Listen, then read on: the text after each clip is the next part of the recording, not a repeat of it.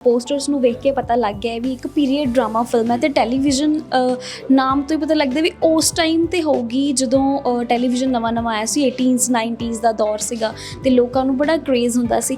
ਉਸ ਕਨਸੈਪਟ ਨੂੰ ਲਿਖਣ ਦਾ ਆਈਡੀਆ ਕਿੱਥੋਂ ਆਇਆ ਤੇ ਉਹਦੇ ਵਾਸਤੇ ਆਬਜ਼ਰਵੇਸ਼ਨ ਕਿਸ ਤਰੀਕੇ ਦੀ ਰਹੀ? ਮੈਨੂੰ ਯਾਦ ਆ ਕਿ 5-6 ਘਰਾਂ ਦੇ ਫੈਮਿਲੀ ਮੈਂਬਰਸ ਨੇ ਬੈਠਣਾ ਹੈ ਨਾ, ਫਿਰ ਉੱਥੇ ਖਾਣਾ ਪੀਣਾ ਵੀ ਹੋਣਾ, ਹੱਸਣਾ ਖੇਡਣਾ ਵੀ ਹੋਣਾ। ਸਿਰਫ ਟੈਲੀਵਿਜ਼ਨ ਦੇਖਣਾ ਨਹੀਂ ਹੁੰਦਾ, ਟੈਲੀਵਿਜ਼ਨ ਇੱਕ ਬਹਾਨਾ ਹੁੰਦਾ ਸੀ। ਅੱਛਾ, ਉੱਪਰੋਂ ਆਪਣੇ ਸਿਸਟਮ ਉਹ ਜਿਹਾ ਲਾਈਟ ਚਲੀ ਜਾਂਦੀ। ਅੱਛਾ, ਜਦੋਂ ਲਾਈਟ ਚਲੀ ਜਾਣੀ ਉਦੋਂ ਫਿਰ ਦੁੱਖ ਸੁੱਖ ਦੀਆਂ ਗੱਲਾਂ ਵੀ ਹੋ ਜਾਣੀਆਂ, ਸ਼ਰਾਰਤਾਂ ਵੀ ਹੋ ਜਾਣੀਆਂ। ਉਹ ਫਿਰ ਉਹ ਚੀਜ਼ਾਂ ਜਿਹੜੀਆਂ ਹੋਣੀਆਂ ਉਹ ਯਾਦਾਂ ਬਣ ਜਾਣੀਆਂ ਹੈ ਨਾ।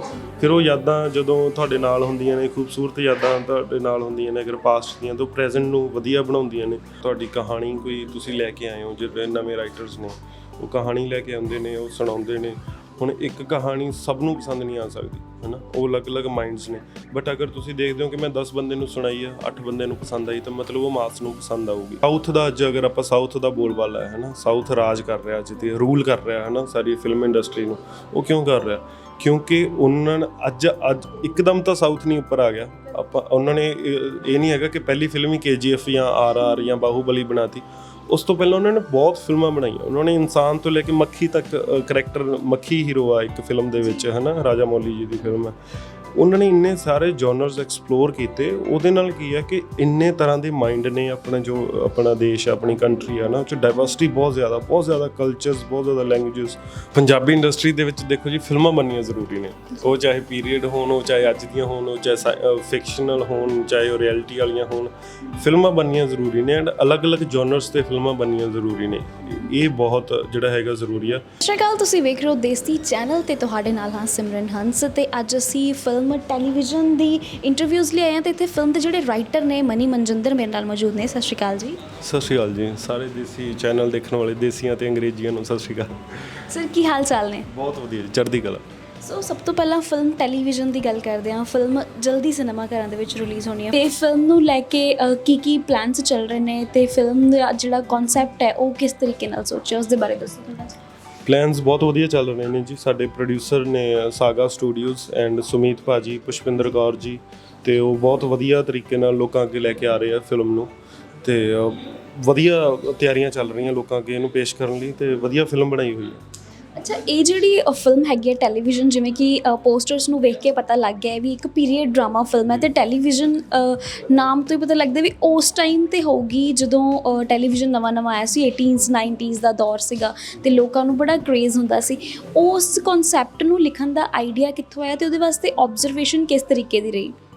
ਇੱਦਾਂ ਦੀ ਨਾ ਕਹਾਣੀ ਮੇਰਾ ਸੀਗਾ ਮਨ ਲਿਖਣ ਦਾ ਹੈ ਨਾ। ਬਟ ਉਹ ਹੁੰਦਾ ਨਾ ਕਿ ਜਦੋਂ ਤੁਸੀਂ ਕੁਛ ਕਰਨਾ ਚਾਹੁੰਦੇ ਹੋ ਤਾਂ ਫਿਰ ਨੇਚਰ ਵੀ ਤੁਹਾਡਾ ਸਾਥ ਦਿੰਦੀ ਆ। ਦੈਨ ਮੇਰੇ ਕੋਲ ਇੱਕ ਦਿਨ ਸਾਡੇ ਡਾਇਰੈਕਟਰ ਨੇ ਤਾਜ, ਇਹ ਆਏ ਤੇ ਇਹਨਾਂ ਨੇ ਮੈਨੂੰ ਟਾਈਟਲ ਦਿੱਤਾ ਕਿ ਟੈਲੀਵਿਜ਼ਨ ਟਾਈਟਲ ਆ, ਕਹਾਣੀ ਜਿਹੜੀ ਹੈਗੀ ਉਹ ਚਾਹੀਦੀ ਆ ਇਹਦੇ ਉੱਪਰ। ਤੇ ਫਿਰ ਮੈਂ ਮੁਹੰਮਦ ਸਦੀਕ ਜੀ ਦਾ ਗਾਣਾ ਸੁਣਿਆ, ਟੈਲੀਵਿਜ਼ਨ ਲੈ ਦੇ ਵਿੱਚ ਤਸਵੀਰਾਂ ਬੋਲਦੀਆਂ। ਉਹ ਗਾਣਾ ਸੁਣਦੇ ਉਹ ਕਹਾਣੀ ਬਣ ਗਈ, ਉਹ ਕਰੈਕਟਰ ਬਣ ਗਏ। ਫਿਰ ਮੈਂ ਉਹਨਾਂ ਨੂੰ ਦੱਸੇ, ਉਹਨਾਂ ਨੂੰ ਸੁਣਾਏ, ਉਹਨਾਂ ਨੂੰ ਪਸੰਦ ਆਏ, ਉਹਨਾਂ ਨੇ ਅੱਗੇ ਸੁਣਾਏ, ਫਿਰ ਸਭ ਨੂੰ ਪਸੰਦ ਆਏ।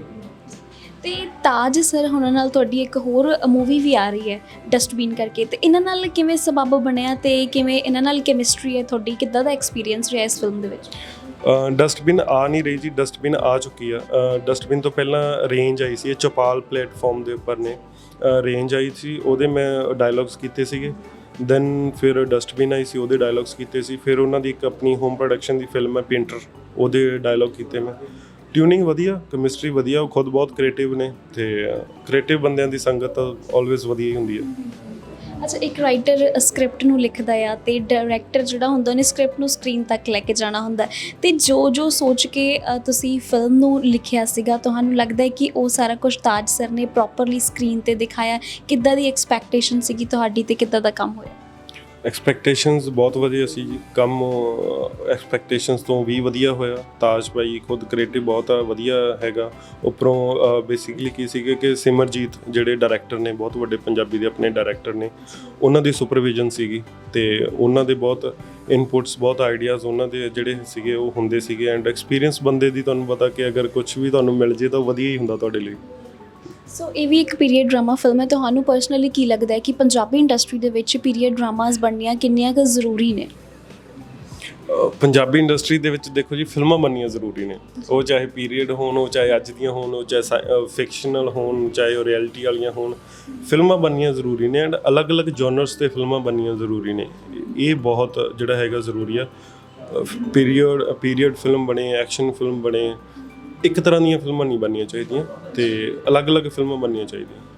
ਮਨਜਿੰਦਰ, ਤੁਹਾਨੂੰ ਪਰਸਨਲੀ ਕੀ ਲੱਗਦਾ ਕਿ ਜਦੋਂ ਕੋਈ ਨਵਾਂ ਰਾਈਟਰ ਆਉਂਦਾ ਹੈ, ਕੋਈ ਨਵਾਂ ਕਨਸੈਪਟ ਲੈ ਕੇ, ਬਿਕੋਜ਼ ਪਿੱਛੇ ਇੱਕ ਦੌਰ ਚੱਲ ਗਿਆ ਸੀ ਫਿਲਮਾਂ ਦਾ ਵੀ, ਇੱਕੋ ਹੀ ਜਨਰ ਦੀਆਂ ਫਿਲਮਾਂ ਸਾਨੂੰ ਵੇਖਣ ਨੂੰ ਮਿਲ ਰਹੀਆਂ ਸੀਗੀਆਂ, ਅਤੇ ਕਿਤੇ ਨਾ ਕਿਤੇ ਪ੍ਰੋਡਿਊਸਰਸ ਨੂੰ ਵੀ ਇਹ ਡਰ ਸੀਗਾ ਕਿ ਜੇ ਅਸੀਂ ਫਿਲਮ ਦੇ ਵਿੱਚ ਕਾਮੇਡੀ ਨਹੀਂ ਪਾਵਾਂਗੇ ਤਾਂ ਸ਼ਾਇਦ ਉਹ ਨਹੀਂ ਚੱਲੂਗੀ।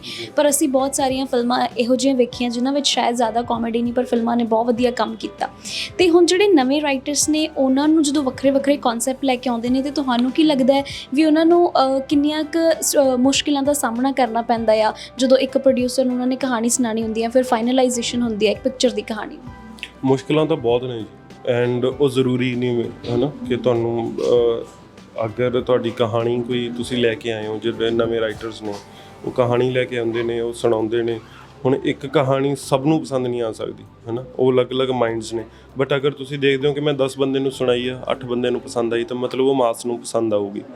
ਮੁਸ਼ਕਿਲਾਂ ਬਹੁਤ ਨੇ, ਪ੍ਰੋਡਿਊਸਰਸ ਮਿਲਦੇ ਹੀ ਨਹੀਂ ਪਹਿਲੀ ਗੱਲ ਤਾਂ, ਅਤੇ ਦੂਸਰੀ ਗੱਲ ਇਹ ਹੈ ਕਿ ਅਪਰੋਚ ਕਰਨ ਦਾ ਕਈ ਵਾਰੀ ਤਰੀਕਾ ਵੀ ਸਹੀ ਨਹੀਂ ਹੁੰਦਾ, ਉਹਨਾਂ ਦੇ ਵਿੱਚ ਉਹਨਾਂ ਦੀ ਵੀ ਕੋਈ ਗਲਤੀ ਨਹੀਂ। ਮੁਸ਼ਕਿਲਾਂ ਕਾਫੀ ਨੇ ਜੀ, ਪਰ ਇਹ ਸਟਰਗਲ ਦਾ ਹੀ ਮਜ਼ਾ ਹੈ, ਸਫ਼ਰ ਦਾ ਹੀ ਮਜ਼ਾ ਹੈ।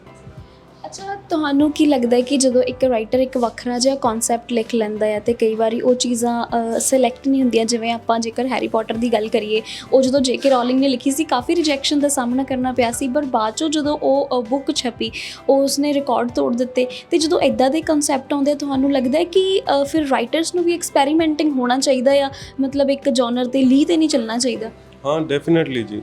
ਰਾਈਟਰ ਨੂੰ, ਡਾਇਰੈਕਟਰ ਨੂੰ, ਜੋ ਫਿਲਮ ਮੇਕਰ ਹੈਗਾ ਬੇਸਿਕਲੀ, ਉਹਨਾਂ ਨੂੰ ਅਗਰ ਸਾਊਥ ਦਾ, ਅੱਜ ਅਗਰ ਆਪਾਂ ਸਾਊਥ ਦਾ ਬੋਲਬਾਲਾ ਹੈ ਨਾ, ਸਾਊਥ ਰਾਜ ਕਰ ਰਿਹਾ ਅੱਜ, ਤੇ ਰੂਲ ਕਰ ਰਿਹਾ ਹੈ ਨਾ ਸਾਰੀ ਫਿਲਮ ਇੰਡਸਟਰੀ ਨੂੰ। ਉਹ ਕਿਉਂ ਕਰ ਰਿਹਾ? ਕਿਉਂਕਿ ਉਹਨਾਂ ਨੇ ਅੱਜ ਇੱਕਦਮ ਤਾਂ ਸਾਊਥ ਨਹੀਂ ਉੱਪਰ ਆ ਗਿਆ। ਉਹਨਾਂ ਨੇ ਇਹ ਨਹੀਂ ਹੈਗਾ ਕਿ ਪਹਿਲੀ ਫਿਲਮ ਹੀ KGF ਜਾਂ RR ਜਾਂ ਬਾਹੂਬਲੀ ਬਣਾਤੀ। ਉਸ ਤੋਂ ਪਹਿਲਾਂ ਉਹਨਾਂ ਨੇ ਬਹੁਤ ਫਿਲਮਾਂ ਬਣਾਈਆਂ। ਉਹਨਾਂ ਨੇ ਇਨਸਾਨ ਤੋਂ ਲੈ ਕੇ ਮੱਖੀ ਤੱਕ ਕਰੈਕਟਰ, ਮੱਖੀ ਹੀਰੋ ਆ ਇੱਕ ਫਿਲਮ ਦੇ ਵਿੱਚ, ਹੈ ਨਾ, ਰਾਜਾ ਮੌਲੀ ਜੀ ਦੀ ਫਿਲਮ ਹੈ। ਉਹਨਾਂ ਨੇ ਇੰਨੇ ਸਾਰੇ ਜਨਰਸ ਐਕਸਪਲੋਰ ਕੀਤੇ। ਉਹਦੇ ਨਾਲ ਕੀ ਹੈ ਕਿ ਇੰਨੇ ਤਰ੍ਹਾਂ ਦੇ ਮਾਈਂਡ ਨੇ। ਆਪਣਾ ਦੇਸ਼, ਆਪਣੀ ਕੰਟਰੀ ਆ ਨਾ, ਉਹ 'ਚ ਡਾਇਵਰਸਿਟੀ ਬਹੁਤ ਜ਼ਿਆਦਾ ਕਲਚਰਸ, ਬਹੁਤ ਜ਼ਿਆਦਾ ਲੈਂਗੁਏਜਸ, ਉਨੇ ਹੀ ਮਾਈਂਡ ਸੈੱਟ ਦੇ ਬੰਦੇ ਨੇ, ਹੈ ਨਾ, ਆਡੀਅנס ਉਨੇ ਮਾਈਂਡ ਸੈੱਟ ਦੀ। ਹੁਣ ਉਹ ਜਦੋਂ ਤੁਸੀਂ ਇੱਕ ਕਾਮੇਡੀ ਹੀ ਸਭ ਨੂੰ ਪਸੰਦ ਨਹੀਂ ਆ ਸਕਦੀ, ਲਵ ਸਟੋਰੀ ਹੀ ਸਭ ਨੂੰ ਪਸੰਦ ਨਹੀਂ ਆ ਸਕਦੀ, ਕਿਸੇ ਨੂੰ ਬਾਇਓਪਿਕ ਪਸੰਦ ਆਉਂਦੀ ਆ, ਕਿਸੇ ਨੂੰ ਸਾਇੰਸ ਫਿਕਸ਼ਨ ਪਸੰਦ ਆਉਂਦੀ ਆ, ਕਿਸੇ ਨੂੰ ਕੋਈ ਪੁਰਾਣੀ ਗੱਲ ਰੀਅਲ ਇਵੈਂਟਸ ਦੇ ਉੱਪਰ ਬਣੀ ਹੋਈ ਪਸੰਦ ਆਉਂਦੀ ਆ। ਸੋ ਜਿੰਨੇ ਜ਼ਿਆਦਾ ਤੁਸੀਂ ਜਨਰ ਐਕਸਪਲੋਰ ਕਰੋਗੇ, ਉਨੀ ਜ਼ਿਆਦਾ ਆਡੀਅנס, ਤੁਹਾਡੀ ਵਿਊਅਰਸ਼ਿਪ ਵੱਧਦੀ ਆ। ਜਦੋਂ ਤੁਹਾਡੀ ਵਿਊਅਰਸ਼ਿਪ ਵੱਡੀ ਹੋਊਗੀ ਤਾਂ ਹੀ ਤੁਹਾਡੀਆਂ ਫਿਲਮਾਂ ਕਮਾਉਣਗੀਆਂ, ਤਾਂ ਹੀ ਉਹ ਲਾਈਮਲਾਈਟ ਦੇ ਵਿੱਚ ਆਉਣਗੀਆਂ। ਸੋ ਅਲੱਗ-ਅਲੱਗ ਜਨਰਸ ਐਕਸਪਲੋਰ ਕਰਨੇ ਬਹੁਤ ਜ਼ਰੂਰੀ ਹੈ। ਅੱਛਾ, ਫੀਮੇਲ ਆਰਟਿਸਟ ਦਾ ਹਮੇਸ਼ਾ ਇੱਕ ਗਿਲਾ ਰਹਿੰਦਾ ਆ, ਸ਼ਾਇਦ ਹੁਣ ਇਹ ਬਹੁਤ ਘੱਟ ਗਿਆ ਅਤੇ ਆਉਣ ਵਾਲੇ ਸਮੇਂ 'ਚ ਉਮੀਦ ਹੈ ਹੋਰ ਘਟੂਗਾ, ਕਿ ਜਿਹੜਾ ਉਹਨਾਂ ਦਾ ਕਿਰਦਾਰ ਹੁੰਦਾ ਆ, ਉਹਨਾਂ ਨੂੰ ਜ਼ਿਆਦਾ ਮਤਲਬ ਬੇਸ ਉਹਨਾਂ ਦਾ ਰੱਖਿਆ ਨਹੀਂ ਜਾਂਦਾ, ਹੈ ਨਾ। ਲੇਕਿਨ ਪਿੱਛੇ ਕਈ ਫਿਲਮਾਂ ਇਹੋ ਜਿਹੀਆਂ ਆਈਆਂ ਜਿਨ੍ਹਾਂ ਦੇ ਵਿੱਚ ਜੋ ਕਿ ਵਿਮਨ ਓਰੀਐਂਟਡ ਬਣੀਆਂ, ਅਤੇ ਆਉਣ ਵਾਲੇ ਸਮੇਂ ਦੇ ਵਿੱਚ ਤੁਹਾਡਾ ਕੋਈ ਇੱਦਾਂ ਦਾ ਪਲਾਨ ਹੈਗਾ ਵੀ ਤੁਸੀਂ ਕੋਈ ਅਜਿਹੀ ਫਿਲਮ ਲਿਖੋਗੇ ਜਾਂ ਫਿਰ ਲਿਖੀ ਹੋਈ ਹੈ ਵੀ ਜਿਹੜੀ ਵਿਮਨ ਓਰੀਐਂਟਡ ਹੋਵੇ? ਡੈਫੀਨੇਟਲੀ ਜੀ, ਔਨ ਦਾ ਵੇ ਆ। ਮੈਂ ਇੱਕ ਫਿਲਮ ਹੁਣੇ ਖੁਦ ਜਿਹੜੀ ਹੈਗੀ ਆ ਉਹ ਲਿਖੀ ਵੀ ਆ, ਡਾਇਰੈਕਟ ਵੀ ਕੀਤੀ ਆ, ਡੈਬਿਊ ਕੀਤਾ ਮੈਂ ਡਾਇਰੈਕਸ਼ਨ 'ਚ, ਅਤੇ ਉਹ ਵੀ ਕਿਤੇ ਨਾ ਕਿਤੇ ਜਿਹੜੀ ਹੈਗੀ ਆ ਵੂਮਨ ਓਰੀਐਂਟਡ ਮੂਵੀ ਹੀ ਹੈ। ਐਂਡ ਬਟ ਉਹਦੇ ਵਿੱਚ ਮੁੰਡੇ ਦਾ ਵੀ ਬਹੁਤ ਪਾਰਟ ਹੈ, ਉਹ ਲਵ ਸਟੋਰੀ ਹੈ। ਸੋ ਜਿਹੜੀ ਉਸ ਤੋਂ ਨੈਕਸਟ 'ਤੇ ਕੰਮ ਕਰ ਰਿਹਾ ਮੈਂ, ਉਹ ਪੂਰੀ ਦੀ ਪੂਰੀ ਹੀ ਵੂਮਨ ਓਰੀਐਂਟਡ ਹੈ।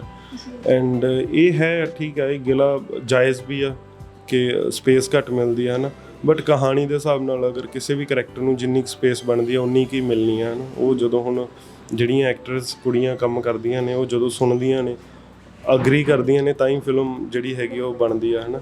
ਪਰ ਠੀਕ ਹੈ, ਉਹਨਾਂ ਦਾ ਗਿਲਾ ਵੀ ਠੀਕ ਹੈ, ਕਿਉਂਕਿ ਕਲਾਕਾਰ ਨੂੰ ਆ ਜਾਂਦਾ ਕਿ ਮੈਨੂੰ ਬਹੁਤ ਕੰਮ ਕਰਨ ਨੂੰ ਮਿਲੇ। ਸੋ ਉਹਨਾਂ ਲਈ ਵੀ ਫਿਲਮਾਂ ਹੁਣ ਇੱਦਾਂ ਨਹੀਂ ਹੈਗਾ। ਹਾਲੀਵੁੱਡ ਤਾਂ ਬਣਾਈ ਸਾਰੀਆਂ ਵੂਮਨ ਓਰੀਐਂਟਡ ਰਿਹਾ, ਹੈ ਨਾ, ਅਤੇ ਆਪਣੇ ਵੀ ਹੌਲੀ ਹੌਲੀ ਉਹ ਕਲਚਰ ਆ ਰਿਹਾ। ਅੱਛਾ, ਮੁੜ ਕੇ ਟੈਲੀਵਿਜ਼ਨ ਫਿਲਮ 'ਤੇ ਵਾਪਸ ਆਉਂਦੇ ਹਾਂ, ਅਤੇ ਇਸ ਫਿਲਮ ਦੇ ਵਿੱਚ ਕੁਲਵਿੰਦਰ ਬਿੱਲਾ ਅਤੇ ਮੈਂਡੀ ਤੱਖਰ ਦੀ ਜੋੜੀ ਸਾਨੂੰ ਵੇਖਣ ਨੂੰ ਮਿਲਣ ਵਾਲੀ ਹੈ। ਇਹਨਾਂ ਕਿਰਦਾਰਾਂ ਨੂੰ ਕਿੱਦਾਂ ਘੜਿਆ ਗਿਆ, ਕੀ ਬਰੀਕੀਆਂ ਇਹਨਾਂ ਕਿਰਦਾਰਾਂ ਦੇ ਵਿੱਚ ਹੈਗੀਆਂ, ਅਤੇ ਕਿਉਂ ਇਹ ਲੱਗਿਆ ਕਿ ਮੈਂਡੀ ਔਰ ਕੁਲਵਿੰਦਰ ਇਹਨਾਂ ਕਿਰਦਾਰਾਂ ਦੇ ਵਿੱਚ ਫਿੱਟ ਬੈਠਣਗੇ? ਜਿਹੜੇ ਕਰੈਕਟਰਸ ਤਿਆਰ ਕੀਤੇ ਗਏ, ਕਰੈਕਟਰਿਸਟਿਕਸ ਤਿਆਰੀ ਕੀਤੀਆਂ ਗਈਆਂ ਨਾ, ਉਸ ਟਾਈਮ ਦੇ ਹਿਸਾਬ ਨਾਲ, ਉਸ ਜ਼ਮਾਨੇ ਦੇ ਹਿਸਾਬ ਨਾਲ ਮੁੰਡਾ ਹੈ ਤਾਂ ਉਹ ਕਿੰਨੀ ਕੁ ਸ਼ਰਾਰਤੀ ਹੋ ਸਕਦਾ, ਉਹਦੇ ਜੈਸਚਰਸ ਕਿੱਦਾਂ ਦੇ ਹੋ ਸਕਦੇ ਆ। ਅਗਰ ਉਹ ਕਿਸੇ ਨੂੰ ਪਿਆਰ ਨਾਲ ਉਹਨੇ ਪਿਆਰ ਦਾ ਇਜ਼ਹਾਰ ਕਰਨਾ ਤਾਂ ਉਹ ਕਿੰਨਾ ਕੁ ਓਪਨਲੀ ਕਰ ਸਕਦਾ, ਕਿੰਨਾ ਕੁ ਨਹੀਂ ਕਰ ਸਕਦਾ ਉਸ ਟਾਈਮ ਦੇ ਹਿਸਾਬ ਨਾਲ।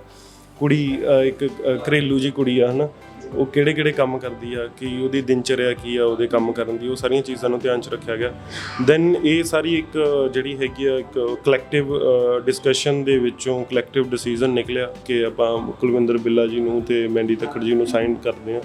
ਐਂਡ ਉਹਨਾਂ ਨੇ ਉਹ ਜਿੱਦਾਂ ਕਹਿੰਦੇ ਵੀ ਅਗਰ ਚੰਗਾ ਹੁੰਦਾ ਕੁਦਰਤ ਵੱਲੋਂ ਫਿਰ ਸਾਰਾ ਕੁਝ ਹੀ ਚੰਗਾ ਹੁੰਦਾ। ਸੋ ਇਹਨਾਂ ਨੇ ਉਸ ਚੀਜ਼ਾਂ ਨੂੰ ਕਿਰਦਾਰਾਂ ਨੂੰ ਹੋਰ ਖੂਬਸੂਰਤ ਬਣਾਤਾ। ਅਗਰ 19 ਸੀਗੇ ਤਾਂ ਇਹਨਾਂ ਨੇ 21 ਕਰਤਾ ਆਪਣੀ ਕਲਾਕਾਰੀ ਦੇ ਨਾਲ। ਜੇਕਰ ਆਪਾਂ ਫਿਲਮ ਦੇ ਕਨਸੈਪਟ ਦੀ ਗੱਲ ਕਰੀਏ ਤੇ ਟੈਲੀਵਿਜ਼ਨ ਦੇ ਦੌਰ ਨੂੰ ਦਰਸਾਏਗੀ, ਜਦੋਂ ਟੈਲੀਵਿਜ਼ਨ ਦਾ ਕ੍ਰੇਜ਼ ਹੁੰਦਾ ਸੀ, ਪਰ ਅੱਜ ਦੇ ਟਾਈਮ ਦੇ ਵਿੱਚ ਸੋਸ਼ਲ ਮੀਡੀਆ ਦਾ ਕ੍ਰੇਜ਼ ਹੈ, ਫੋਨਸ ਦਾ। ਪਰ ਉਸ ਟਾਈਮ ਟੈਲੀਵਿਜ਼ਨ ਨੇ ਕਿਤੇ ਨਾ ਕਿਤੇ ਪਰਿਵਾਰਾਂ ਨੂੰ ਜਾਂ ਕਹਿ ਲਓ ਵੀ ਆਂਢੀਆਂ ਗੁਆਂਢੀਆਂ ਨੂੰ ਵੀ ਇਕੱਠੇ ਕਰ ਦਿੱਤਾ ਸੀਗਾ ਇੱਕ ਤਰੀਕੇ। ਤੁਹਾਨੂੰ ਇਹ ਚੀਜ਼ ਕਿੰਨੀ ਕੁ ਫੀਲ ਹੁੰਦੀ ਹੈ ਕਿ ਫੋਨਸ ਦੇ ਨਾਲ ਸਭ ਲੋਕ ਅਲੱਗ-ਅਲੱਗ ਹੋ ਗਏ ਨੇ ਕਿਉਂਕਿ ਸਭ ਕੁਝ ਫੋਨ 'ਚ ਹੀ ਮਿਲ ਜਾਂਦਾ ਹੈ ਤੇ ਕੋਈ ਇਕੱਠੇ ਬਹਿ ਕੇ ਟੈਲੀਵਿਜ਼ਨ ਨਹੀਂ ਦੇਖਦਾ? ਇਹ ਬਹੁਤ ਹੈਗੀ ਹੈ ਜੀ, ਇਹ ਤਾਂ ਕਮੀ ਕਹਿ ਲਓ ਜਾਂ ਮਾਈਨਸ ਕਹਿ ਲਓ, ਇਹ ਚੀਜ਼ਾਂ ਆਪਣੀ ਸੁਸਾਇਟੀ 'ਚੋਂ ਹੋ ਗਈਆਂ। ਪਹਿਲਾਂ ਲੋਕ ਜਦੋਂ ਇਕੱਠੇ ਹੁੰਦੇ ਸੀ, ਫੋਰ ਐਗਜ਼ਾਮਪਲ ਜਦੋਂ ਟੈਲੀਵਿਜ਼ਨ ਲਈ ਹੀ ਇਕੱਠੇ ਹੋਣਾ ਹੈ ਨਾ, ਮੈਨੂੰ ਯਾਦ ਆ ਕਿ 5-6 ਘਰਾਂ ਦੇ ਫੈਮਿਲੀ ਮੈਂਬਰਸ ਨੇ ਬੈਠਣਾ ਹੈ ਨਾ, ਫਿਰ ਉੱਥੇ ਖਾਣਾ ਪੀਣਾ ਵੀ ਹੋਣਾ, ਹੱਸਣਾ ਖੇਡਣਾ ਵੀ ਹੋਣਾ। ਸਿਰਫ ਟੈਲੀਵਿਜ਼ਨ ਦੇਖਣਾ ਨਹੀਂ ਹੁੰਦਾ, ਟੈਲੀਵਿਜ਼ਨ ਇੱਕ ਬਹਾਨਾ ਹੁੰਦਾ ਸੀ। ਅੱਛਾ ਉੱਪਰੋਂ ਆਪਣੇ ਸਿਸਟਮ ਉਹ ਜਿਹਾ ਲਾਈਟ ਚਲੀ ਜਾਂਦੀ। ਅੱਛਾ ਜਦੋਂ ਲਾਈਟ ਚਲੀ ਜਾਣੀ ਉਦੋਂ ਫਿਰ ਦੁੱਖ ਸੁੱਖ ਦੀਆਂ ਗੱਲਾਂ ਵੀ ਹੋ ਜਾਣੀਆਂ, ਸ਼ਰਾਰਤਾਂ ਵੀ ਹੋ ਜਾਣੀਆਂ। ਉਹ ਫਿਰ ਉਹ ਚੀਜ਼ਾਂ ਜਿਹੜੀਆਂ ਹੋਣੀਆਂ ਉਹ ਯਾਦਾਂ ਬਣ ਜਾਣੀਆਂ ਹੈ ਨਾ। ਫਿਰ ਉਹ ਯਾਦਾਂ ਜਦੋਂ ਤੁਹਾਡੇ ਨਾਲ ਹੁੰਦੀਆਂ ਨੇ, ਖੂਬਸੂਰਤ ਯਾਦਾਂ ਤੁਹਾਡੇ ਨਾਲ ਹੁੰਦੀਆਂ ਨੇ ਅਗਰ ਪਾਸਟ ਦੀਆਂ, ਤਾਂ ਪ੍ਰੈਜ਼ੈਂਟ ਨੂੰ ਵਧੀਆ ਬਣਾਉਂਦੀਆਂ ਨੇ। ਉਹ ਸਾਰੀਆਂ ਚੀਜ਼ਾਂ ਤਾਂ ਦੇਖੋ ਮਿਸਿੰਗ ਹੋ ਹੀ ਗਈਆਂ। ਹੁਣ ਅਗਰ ਕਿਸੇ ਦੀ ਕੋਈ ਯਾਦ ਹੈਗੀ ਹੈ ਤਾਂ ਉਹਦੇ ਫੋਨ ਨਾਲ ਆ ਕਿ ਮੈਂ ਕਦੋਂ ਫੋਨ ਨਵਾਂ ਲਿਆ ਸੀ, ਕਦੋਂ ਮੈਂ ਨੈੱਟ ਚਲਾਇਆ ਸੀ, ਕਦੋਂ ਮੈਂ ਕੀ ਕੀਤਾ ਸੀ, ਕਦੋਂ ਮੈਂ ਅਕਾਊਂਟ ਬਣਾਇਆ ਫੇਸਬੁੱਕ 'ਤੇ। ਹੁਣ ਯਾਦਾਂ ਇਹ ਨੇ। ਪਰ ਇਨਸਾਨਾਂ ਦੀ ਦੁਨੀਆ ਦੇ ਵਿੱਚ ਅਗਰ ਇਨਸਾਨਾਂ ਦੇ ਨਾਲ ਹੀ ਜ਼ਿਆਦਾ ਟਾਈਮ ਸਪੈਂਡ ਕੀਤਾ ਜਾਵੇ ਤਾਂ ਉਹ ਜ਼ਿਆਦਾ ਬੈਟਰ ਹੈ ਜੀ। ਤੇ ਫਿਲਮ ਨੂੰ ਜਿਵੇਂ ਕਿ ਅਸੀਂ ਅਬਜ਼ਰਵ ਕੀਤਾ ਆ ਵੀ ਇਹਦੇ ਵਿੱਚ ਸਾਨੂੰ ਲੱਗਦਾ ਹੈ ਵੀ ਹਿਊਮਰ ਵੀ ਹੋਊਗਾ ਹੈ ਨਾ। ਅਤੇ ਕੋਈ ਇਹੋ ਜਿਹਾ ਕਿੱਸਾ ਜਿਹੜਾ ਤੁਹਾਡੀ ਪਰਸਨਲ ਲਾਈਫ ਦਾ ਸੀ, ਟੀਵੀ ਨਾਲ ਜੁੜਿਆ ਹੋਇਆ, ਜਿਵੇਂ ਐਂਟੀਨਾ ਸੈੱਟ ਕਰਨ ਦਾ ਹੁੰਦਾ ਜਾਂ ਫਿਰ ਲਾਈਟ ਜਾਣ ਦਾ ਹੁੰਦਾ ਹੈ ਨਾ, ਬੜੇ ਸਾਰੇ ਇਹੋ ਜਿਹੇ ਫਨੀ ਕਿੱਸੇ ਹੁੰਦੇ, ਅਤੇ ਕੋਈ ਇਹੋ ਜਿਹਾ ਕਿੱਸਾ ਜਿਹੜਾ ਤੁਸੀਂ ਫਿਲਮ ਦੇ ਵਿੱਚ ਵੀ ਪਾ ਦਿੱਤਾ? ਉਹ ਸੀਗਾ ਜੀ, ਇਹ ਨਾ ਹੁਣ ਜਦੋਂ ਸਟਾਰਟਿੰਗ ਹੁੰਦੀ ਆ ਕਿ ਲੋਕ ਟੈਲੀਵਿਜ਼ਨ ਦੇਖਣ ਕਿਸੇ ਦੇ ਘਰੇ ਜਾਂਦੇ ਆ ਹੈ ਨਾ, ਥੋੜ੍ਹੇ ਹੁਣ ਸ਼ੁਰੂਆਤੀ ਤਾਂ ਠੀਕ ਲੱਗਦਾ, ਪਰ ਜਦੋਂ ਉਹ ਚੀਜ਼ ਜ਼ਿਆਦਾ ਹੋ ਜਾਂਦੀ ਆ, ਘਰ ਵਾਲਿਆਂ ਦੀ ਪ੍ਰਾਈਵੇਸੀ ਵੀ ਜਿਹੜੀ ਡਿਸਟਰਬ ਹੋਣ ਲੱਗ ਜਾਂਦੀ ਆ। ਤਾਂ ਸਾਡੇ ਇੱਕ ਹੁੰਦੇ ਸੀਗੇ ਆਂਟੀ, ਵੈਸੇ ਅਸੀਂ ਤਾਂ ਉਹਨਾਂ ਨੂੰ ਕਹਿੰਦੇ ਹੁੰਦੇ ਸੀਗੇ, ਅਤੇ ਉਹਨਾਂ ਨੇ ਨਾ ਇੱਕ ਟਾਈਮ 'ਤੇ ਆ ਕੇ ਬੰਦ ਕਰਤਾ ਦੇਖਣਾ ਵੀ ਨਹੀਂ ਹੁਣ ਕੋਈ ਨਹੀਂ ਜਿਹੜਾ ਹੈਗਾ ਦੇਖੂਗਾ ਇਹਨੂੰ। ਅਤੇ ਉਹਨਾਂ ਨੇ ਜਦੋਂ ਫਿਰ ਜ਼ਿੱਦ ਕੀਤੀ ਦੇਖਣ ਦੀ ਤਾਂ ਉਹਨਾਂ ਨੇ ਪੇਟੀ 'ਚ ਹੀ ਰੱਖਤਾ ਕਿ ਸਾਡਾ ਤਾਂ ਜੀ ਖਰਾਬ ਹੋ ਗਿਆ ਅਤੇ ਅਸੀਂ ਸਾਂਭਣ ਲੱਗੇ ਹਾਂ ਪੇਟੀ 'ਚ। ਅਤੇ ਹੁਣ ਸਾਡਾ ਤਾਂ ਬੰਦ ਹੋਇਆ ਸੀ, ਉਹਨਾਂ ਦੇ ਬੱਚਿਆਂ ਦਾ ਵੀ ਬੰਦ ਹੋ ਗਿਆ। ਅਤੇ ਦੈਨ ਉਹਨਾਂ ਦੇ ਬੱਚਿਆਂ ਨਾਲ ਮਿਲ ਕੇ ਫਿਰ ਅਸੀਂ ਸਕੀਮ ਲਾਈ ਵੀ ਇਹਨਾਂ ਨੂੰ ਨਾ ਕਿਸੇ ਟਾਈਮ ਦੇ ਲਈ ਕੁਛ ਬਾਹਰ ਜਾਣ ਦਾ ਇਹਨਾਂ ਦਾ ਜੁਗਾੜ ਕੀਤਾ ਜਾਵੇ ਕਿ ਕੁਛ ਟਾਈਮ ਬਾਹਰ ਰਹਿਣ, ਉਸ ਟਾਈਮ 'ਚ ਆਪਾਂ ਕੱਢ ਕੇ ਲਾ ਕੇ ਦੇਖ ਕੇ ਫਿਰ ਉੱਥੇ ਰੱਖ ਦਿਆ ਕਰਾਂਗੇ। ਐਂਡ ਉਹ ਅਸੀਂ ਚੀਜ਼ ਟੀਵੀ 'ਚ ਇਹਦੇ ਵਿੱਚ ਵੀ ਕੀਤੀ, ਮੂਵੀ ਦੇ ਵਿੱਚ ਵੀ, ਐਂਡ ਬਹੁਤ ਹਿਲੀਰੀਅਸ ਸ਼ੂਟ ਹੋਈ ਆ। ਸੋ ਦਰਸ਼ਕਾਂ ਨੂੰ ਆਖਿਰ 'ਤੇ ਆਪਣੇ ਵੱਲੋਂ ਕੀ ਕਹਿਣਾ ਚਾਹੋਗੇ, ਅਤੇ ਟੈਲੀਵਿਜ਼ਨ ਦੇ ਵਿੱਚ ਸਾਨੂੰ ਇਹੋ ਜਿਹਾ ਕੀ ਅਲੱਗ ਵੇਖਣ ਨੂੰ ਮਿਲੇਗਾ, ਇਹ ਜ਼ਰੂਰ ਦੱਸੋ ਦਰਸ਼ਕਾਂ ਨੂੰ। ਦੇਖੋ ਅਲੱਗ ਤਾਂ ਨਹੀਂ ਮੈਂ ਕਹੂੰਗਾ ਕਿ ਬਹੁਤ ਜ਼ਿਆਦਾ ਕੁਛ ਅਲੱਗ ਮਿਲੂਗਾ, ਬਟ ਬਹੁਤ ਖੂਬਸੂਰਤ ਅਤੇ ਬਹੁਤ ਇਨੋਸੈਂਸ ਜੀ ਫਿਲਮ, ਇਨੋਸੈਂਸ ਜੀ ਇਮੋਸ਼ਨਸ, ਕਾਮੇਡੀ, ਉਹ ਸਾਰਾ ਕੁਛ ਆ। ਤਾਂ ਉਹਨਾਂ ਨੂੰ ਇੱਕ ਵਧੀਆ ਫਿਲਮ ਦੇਖਣ ਨੂੰ ਮਿਲੂਗੀ। ਅਗਰ ਉਹ ਆਪਣੇ 2-2.25 ਘੰਟੇ ਇਸ ਫਿਲਮ ਨੂੰ ਦੇਣਗੇ ਤਾਂ ਉਹਨਾਂ ਨੂੰ ਲੱਗੂਗਾ ਕਿ ਹਾਂ ਵਰਥ ਸੀ। ਇਹ ਕਮੈਂਟ ਨਹੀਂ ਆਊਗਾ ਕਿ ਇਹਦੇ ਨਾਲੋਂ ਚੰਗਾ ਤਾਂ ਕੁਛ ਹੋਰ ਕਰ ਲੈਂਦੇ। ਹਾਂਜੀ, ਸੋ ਇਹੀ ਕਹਿਣਾ ਚਾਹੂੰਗਾ ਕਿ ਬਹੁਤ ਪਿਆਰ ਨਾਲ ਫਿਲਮ ਬਣਾਈ ਹੈ ਜੀ, ਅਤੇ ਸਾਰਿਆਂ ਨੇ ਬਹੁਤ ਮਿਹਨਤ ਕੀਤੀ ਆ। ਸੋ ਉਸ ਮਿਹਨਤ ਨੂੰ ਆਪਦਾ ਟਾਈਮ ਦੇ ਕੇ ਜਿਹੜਾ ਹੈਗਾ ਉਹਨੂੰ ਬੂਰ ਪਾਓ, ਆਪਦਾ ਪਿਆਰ ਦੇ ਕੇ, ਤਾਂ ਕਿ ਵਧੀਆ ਫਿਲਮਾਂ ਹੋਰ ਬਣ ਸਕਣ। ਸੋ ਮਨਜਿੰਦਰ, ਬਹੁਤ ਬਹੁਤ ਧੰਨਵਾਦ, ਬਹੁਤ ਚੰਗਾ ਲੱਗਾ ਤੁਹਾਡੇ ਨਾਲ ਗੱਲਬਾਤ ਕਰਕੇ। ਉਮੀਦ ਹੈ ਕਿ ਜਿਵੇਂ ਤੁਸੀਂ ਫਿਲਮ ਜਿੰਨੀ ਮਿਹਨਤ ਨਾਲ ਲਿਖੀ ਹੈ, ਦਰਸ਼ਕ ਉਹਦਾ ਮੁੱਲ ਪਾਉਣਗੇ ਅਤੇ ਫਿਲਮ ਚੰਗਾ ਕੰਮ ਕਰੂਗੀ ਬਾਕਸ ਆਫਿਸ 'ਤੇ। Thank you so much. Thank you ਜੀ।